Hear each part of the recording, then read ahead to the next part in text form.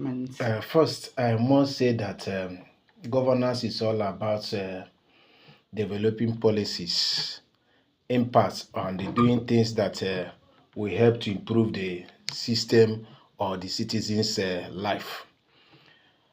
I'm from Imo State, the first state that started this good initiative. And to be honest, I'm not a fan of the governor because of the Supreme Court ruling. But in recent time, some of the policies and interventions he's doing in the state is winning a lot of us that we are on the left with regard to his government. So I'm happy about it. You know, why I'm happy is that this initiative to cut down costs, you know, reduce pressure on the parents with regards to unnecessary graduation ceremony, repetition of, usage of books for one term, as the case may be. That wasn't our case in our own time. In fact, I will give you a classical example when I was growing up.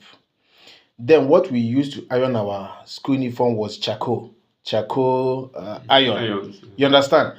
What we normally do is that you inherit school uniform. If you don't have one, maybe we are from a poor home, your senior in the school can dash you his own when he's passing out. But nowadays, it's no longer the case. Even in public schools, once they finish, you start seeing unnecessary signing, all these unnecessary rituals that doesn't make any sense, meaning that you are condemning that particular uniform for life. Whereas one school uniform can serve up to 3 or 4 sets. You come to locker, you will finish using locker, you pass it over to your junior. That we see that one particular locker can serve entire family. Once you are moving away, you are graduating, you give it to another person, and with stool, the person will continue. What the carpenter does is that if he gets weak, he repairs. It's no longer the case today. And you continue to see this culture, it helps to grow. It comes in terms of textbooks. Those days we use Macmillan. Once you finish using it, the person coming up will use it. So because we are in a society that is profit driven, we are in a society that everybody is after money, they begin to develop initiative that is very extortive in nature and exploitative. The past term, which is third term, promotion term, I couldn't allow my children to go for their graduation. They were very angry. I told them I don't see any what you are going to, if not for just exploitation. Rather, I will use that money to pay for skill acquisition. You either go to maybe learn how to operate, make use of a computer, now that CBT is a proposal, or maybe learn music, instruments, how to make use of it. You must have another skill because nowadays education is not enough. You know, by doing that, don't you think that your children will see you a different father? It doesn't matter. Let me just for not allowing them to feel, like their friends. I have had experience, my dear. Early 90s, I was playing football in Enugu, street football, and those Pepsi Academy with their white men came. Some children ran away.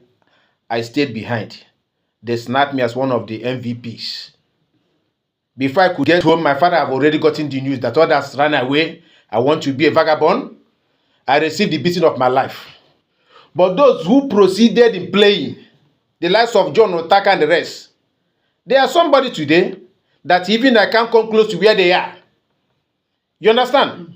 Now, you will use the recent developments in Nigerian system. It appears like skill pays more.